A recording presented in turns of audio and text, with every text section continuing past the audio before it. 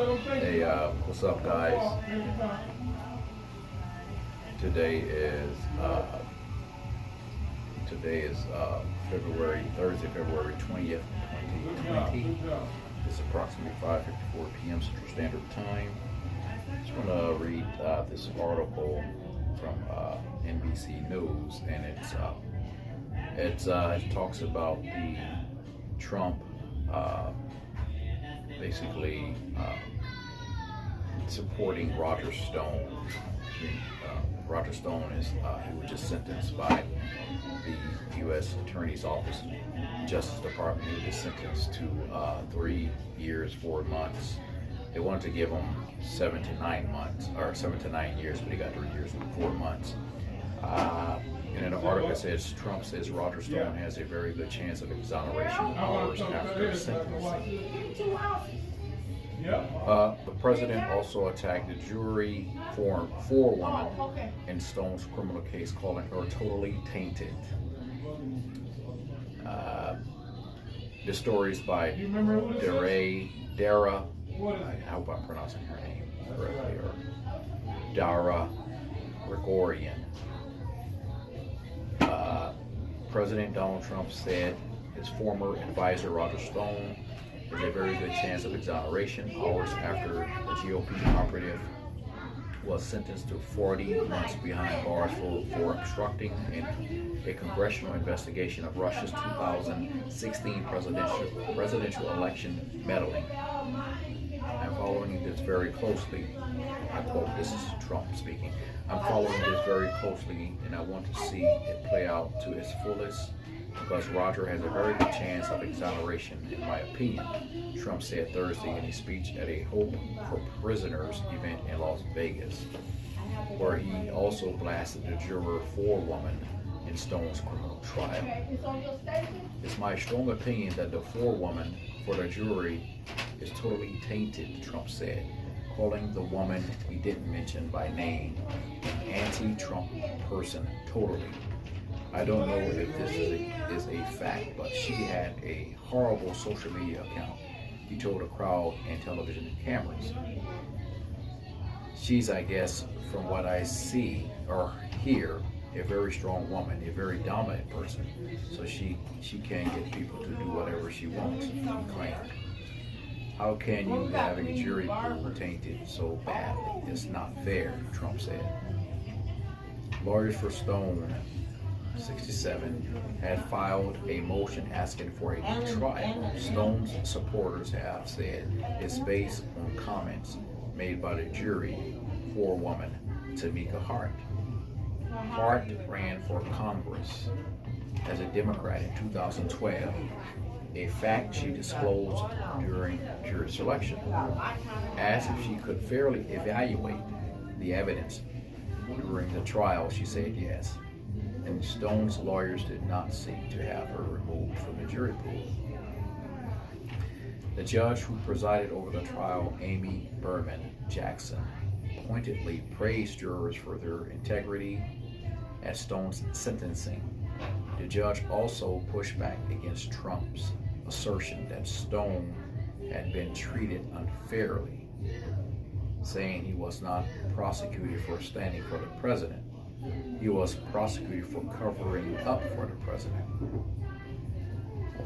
Glenn Kirshner, a former assistant U.S. attorney for the District of Columbia and NBC/MSNBC legal analyst, called Trump's comments disturbing. Now he's attacking citizens called for jury service, Kirshner said. Most people have political beliefs. They do not disqualify you from sitting in a case like this. He said he attended the trial daily, and there was no reasonable juror who could have concluded anything but Roger Stone was guilty. In his remarks, Trump gushed about Stone, calling the self-described political dirty trickster a good person. A good person. I've known Roger Stone and his wife, who's really a terrific woman for a long time. And Roger is definitely a character. Everybody sort of knows Roger. Everybody knows him. And most people like him. Some people probably don't, but I do, and I always have, Trump said. He's a smart guy. He's a little different, but those are sometimes the most interesting. He also claimed Stone hadn't worked for his presidential campaign, despite his campaign having announced Stone's firing in 2015 and testimony in the criminal case that he was advising Trump throughout the 2016 election. Trump also indicated that despite speculation to the contrary, he wants the court process to play out, and would not give Stone a presidential pardon yet. He's in a pardoning spirit. He's pardoning lots of people as of late. So if this woman was tainted, I hope the judge will find that she was tainted. And if she isn't tainted, that will be fine too. But I'm not going to do anything in terms of the great powers bestowed upon a president of the United States. I want the process to play out. I think that's the best thing to do, because I would love to see Roger exonerated. And I'd love to see it happen, because I personally think he was treated very unfairly. He said, Trump advisors told NBC News that if the president decides to pardon Stone, they want him to wait until after the election, so he doesn't risk turning off undecided voters in swing states. So, and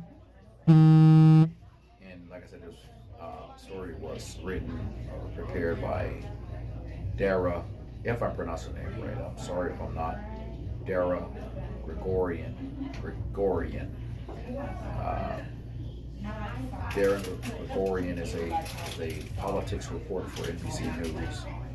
So I apologize if I botched his name. So Stone was sentenced, and so Trump said he's going to sit back and just allow the process to play itself out. He's not going to intervene and use his executive powers. He will not give him a presidential clemency yet. He said he's going to sit back and just let the process play itself out.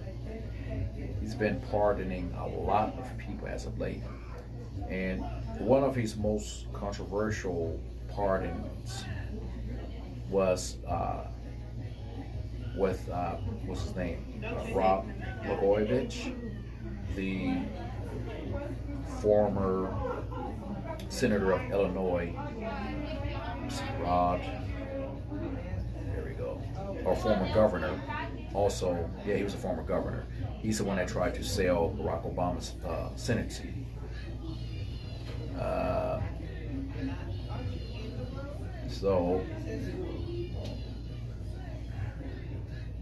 So he's the guy, like I said, that was imprisoned. Was it back in 2009 when he was in prison? I think he did at least 8 years now. He did at least 8 to 9 years. So he was removed from office in 2009. And he was slapped with corruption charges in 2008. Federal corruption charges. And he was just recently pardoned by President Trump. So many people believe that Trump will pardon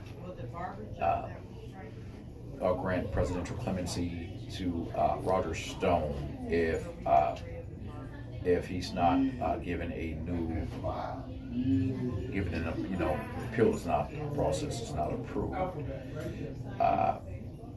then yeah, people believe Trump will step in.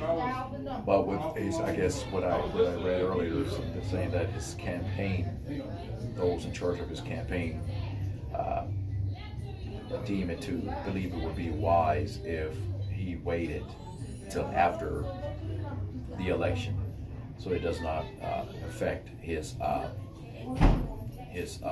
chances of winning with voters, undecided voters in swing states.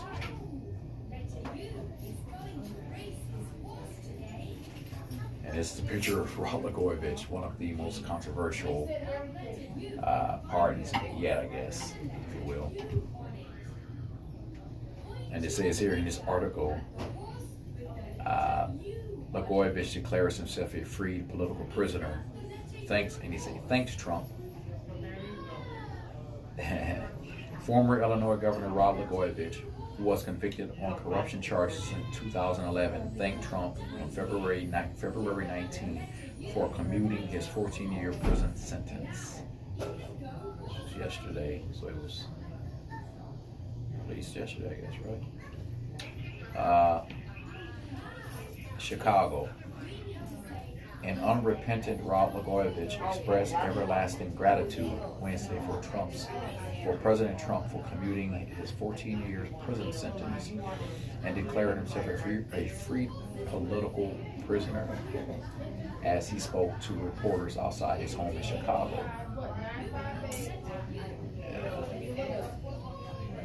So, from the beginning to the end, and this is what he is saying, from the beginning to the end, this was prosecution masquerading as prosecution.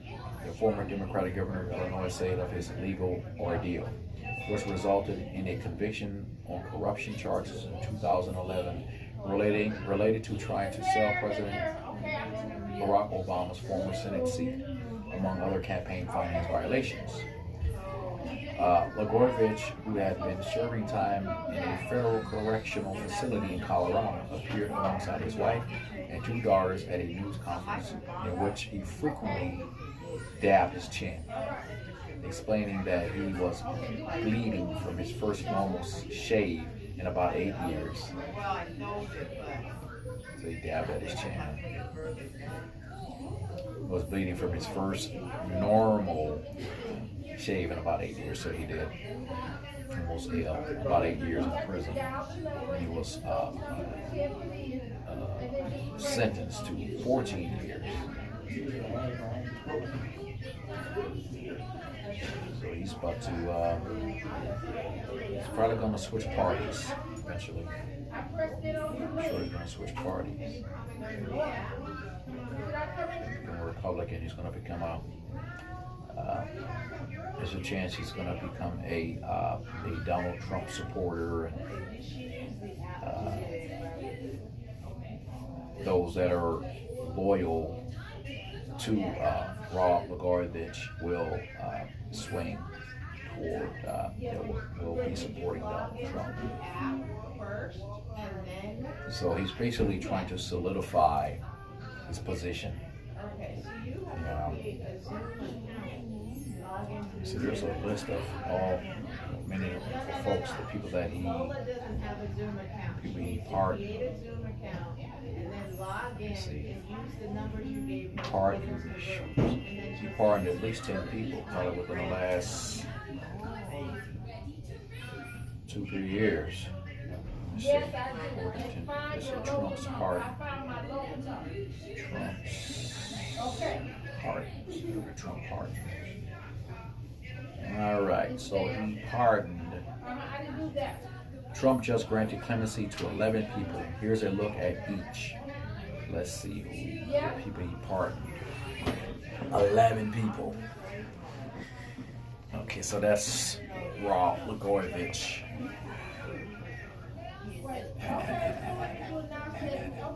Boy, you know that's Trump. Yeah, Rod Blagojevich. So Trump just granted clemency to 11 people. Here's a look at each. All right. So like I say, that's Rod Blagojevich. That's one. And then we have, who's in it? That's the 49ers guy, Eddie DeBartolo Jr. That's owner of the 49ers, former San Francisco 49ers team owner, Eddie DeBartolo. Let's see. And what's his name? Michael Milken. Junk bond King Michael Milton, who served 22 months of a 10-year prison sentence for violating securities laws and has since become a prominent philanthropist.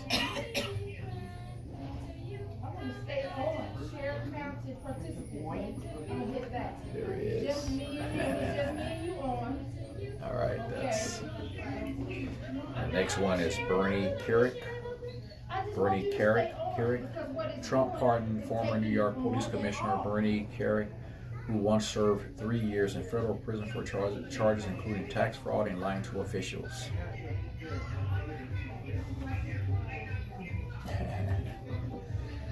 Alright.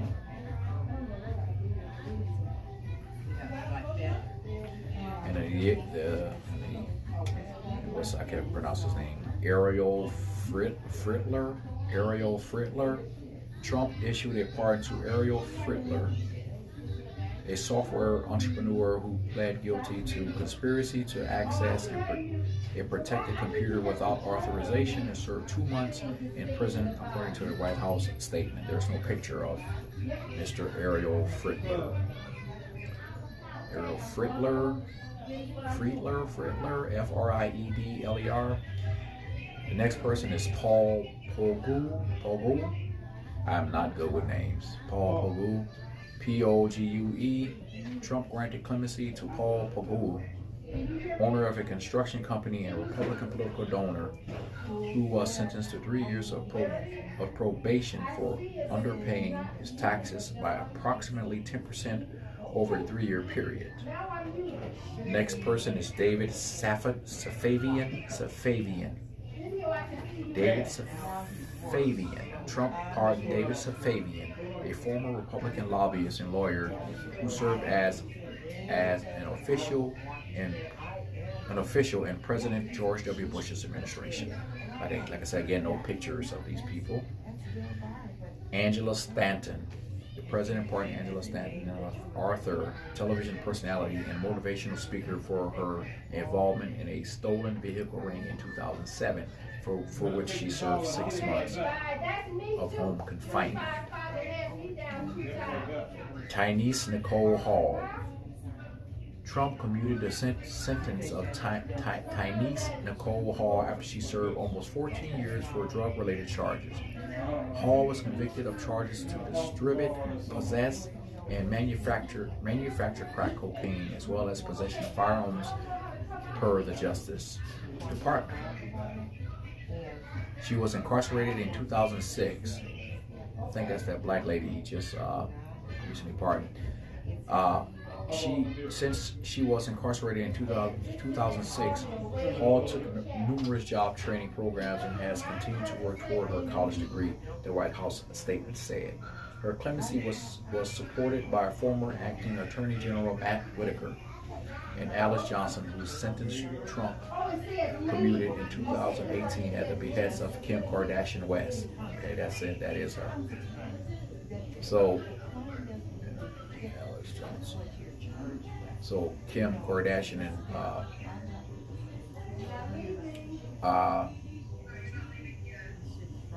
okay, so another one. Okay, her clemency was supported by former acting Attorney General Matt Whitaker and Alice Johnson, who sentenced Trump commuted in 2018 at the behest. Okay, so he also pardoned someone back in 2018, and another lady on the behest of Kim Kardashian, Kanye West, I guess. Then we have Crystal Munoz, M-U-N-O-Z, Munoz. Trump commuted the sentence of Crystal Munoz, who served 12 years in prison for marijuana-related charges. In 2008, Munoz was found guilty and sentenced to conspiracy to possess with intent to distribute marijuana according to court records. She has spent much of her time in prison, committed to her rehabilitation. Munoz, as I say, Munoz monitored others, mentored others, and volunteered to help with a hospice program according to the White House statement. Munoz previously applied for clemency during the Obama administration. Didn't happen. And a lot of Republicans or Democrats are very mad at Trump for these pardons, whereas like the there are a lot of people that the Democrats could have gotten out, like for instance this black lady, Tynese Nicole Hall.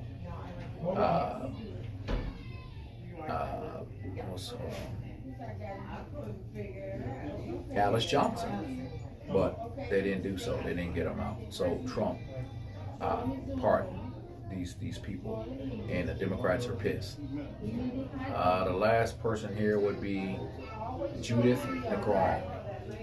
Judith Negron, Negron, Judith Negron. It's like saying Negron.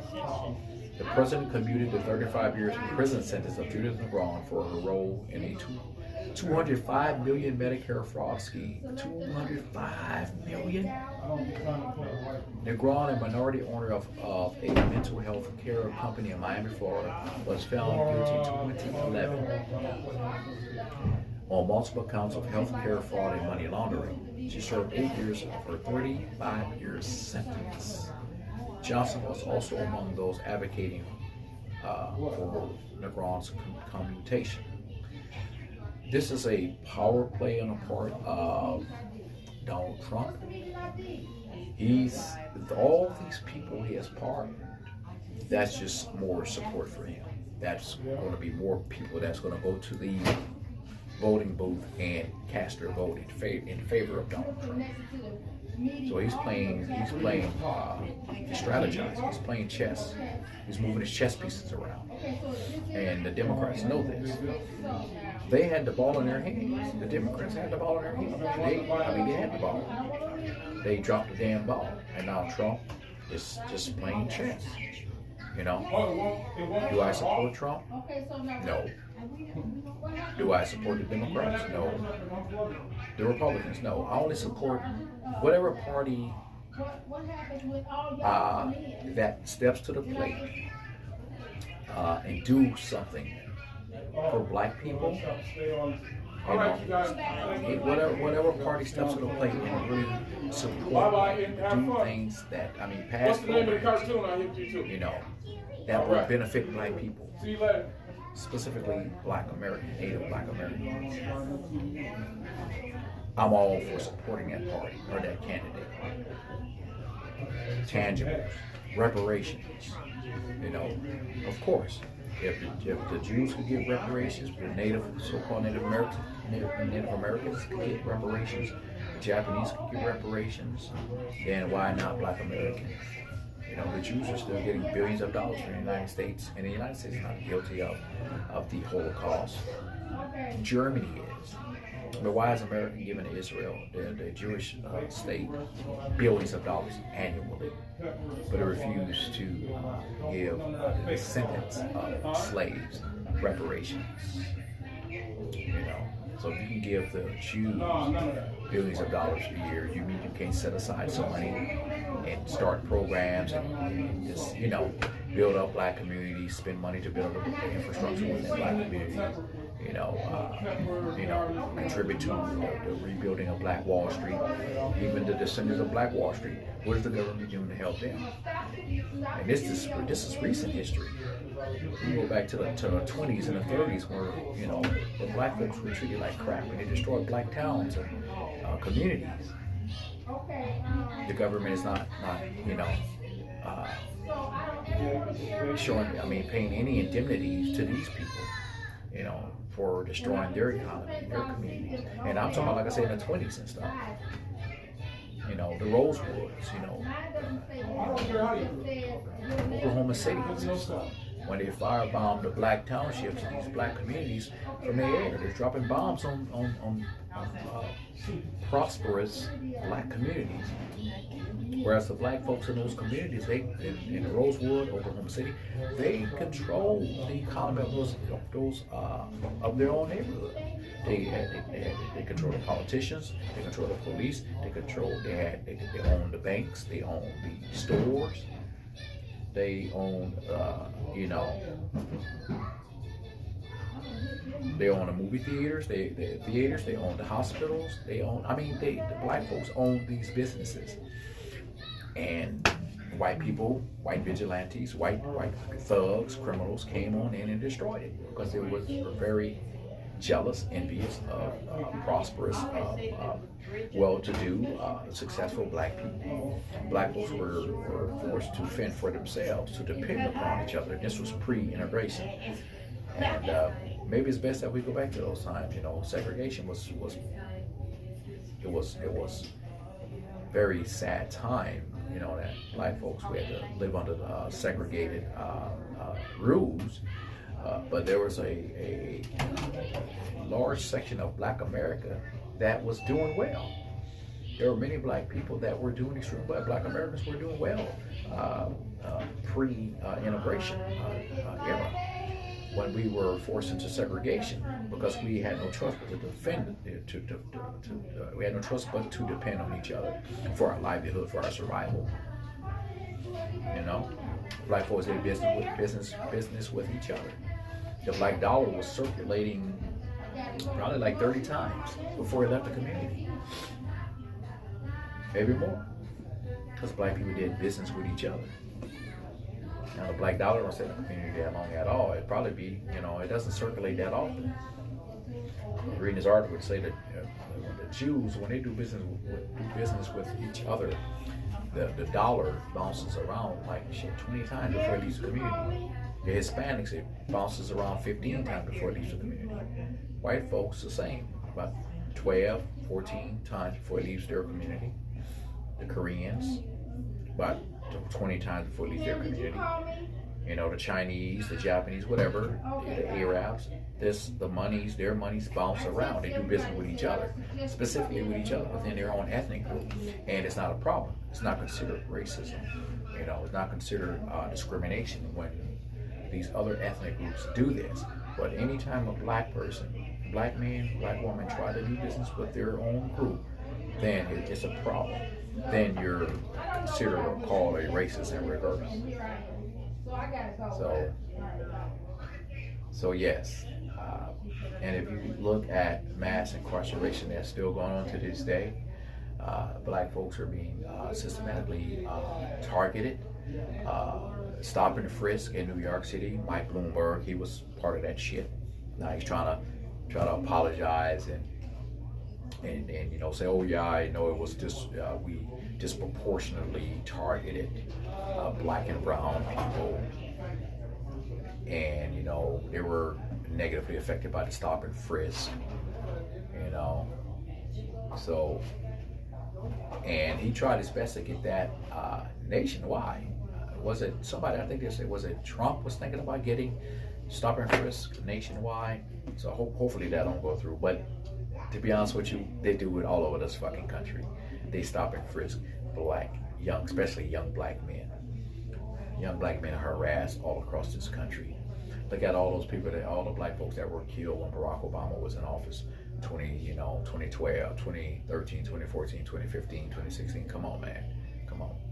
And, with the mass incarceration and black folks being slaughtered in the streets. You telling me black folks don't deserve reparations? Hell yeah. Because the terror still continues to this day.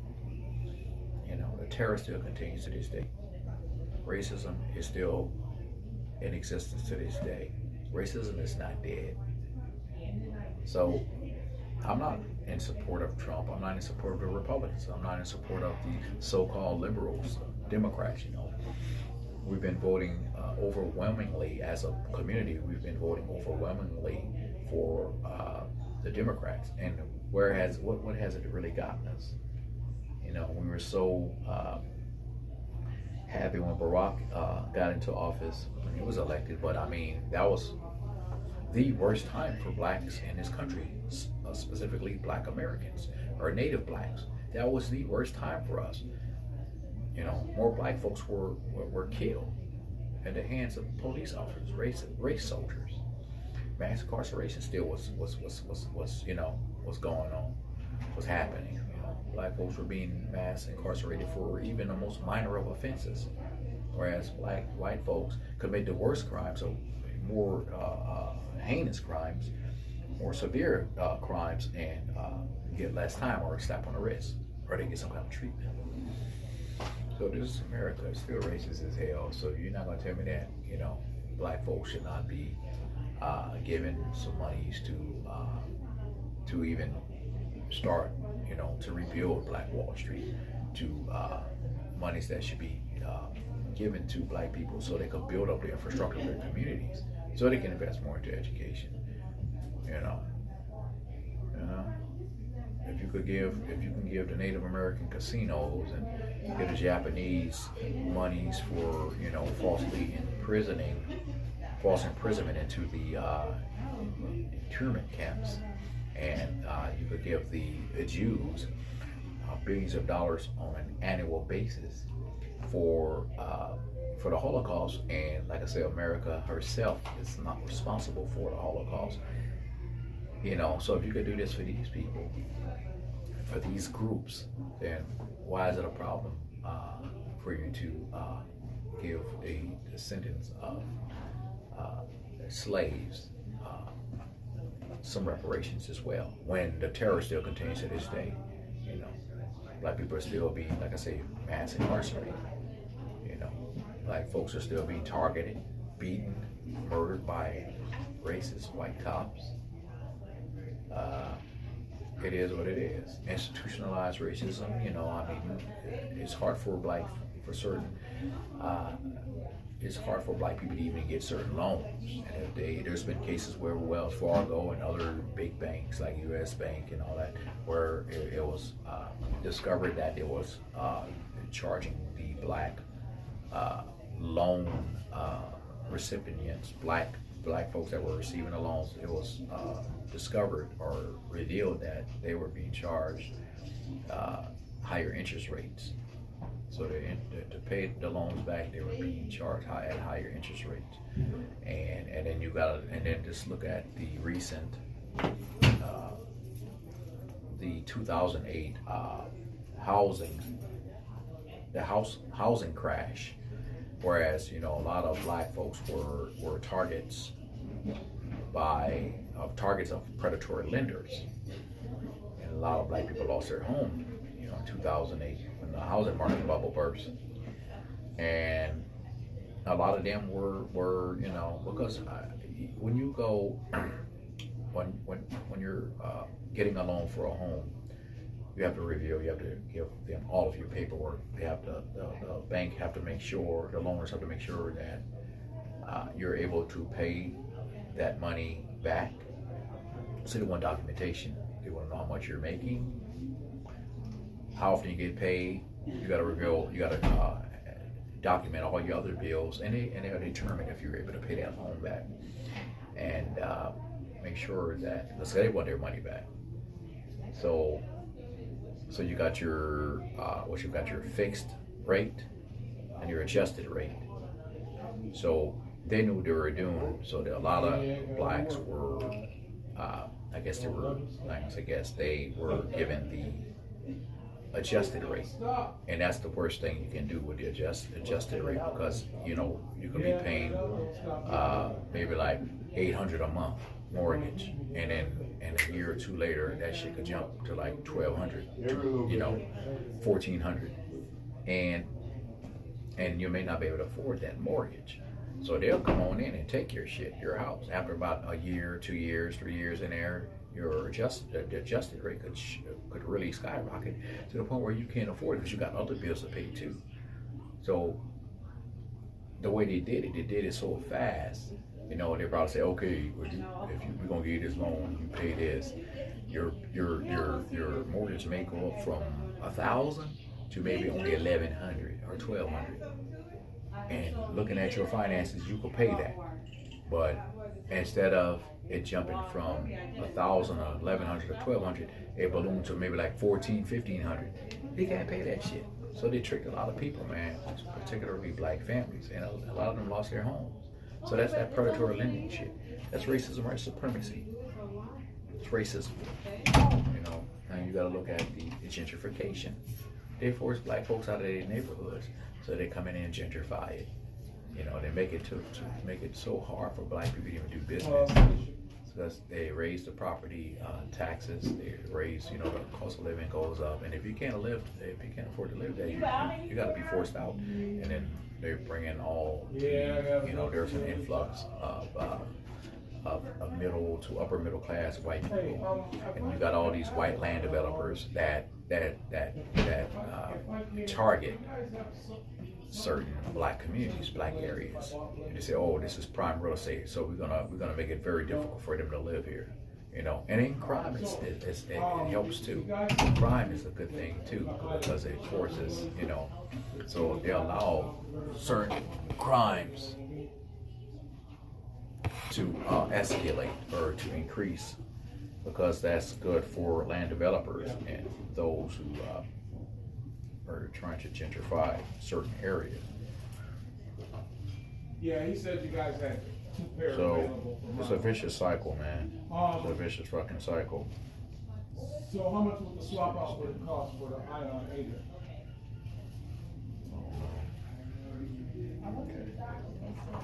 It's okay, but I'm going to stop right here. I've been recording for 36 minutes. I love you guys. Be safe.